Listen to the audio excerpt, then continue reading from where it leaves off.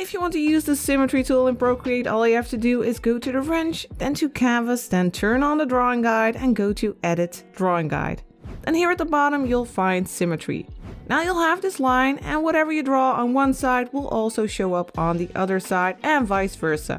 You can also make it diagonal, then whatever you draw here will show up here, and you can move it around. You can also go to options and set the symmetry to horizontal. You can go for quadrants, that will give you 4 times the symmetry power, or radial for even more symmetry power. But we'll go for vertical. Then tap done, and now you can start drawing, and like I said, whatever you do on one side will also show up on the other side.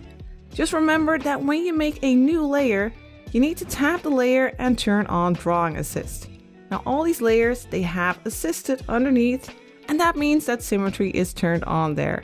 Happy symmetrical drawing!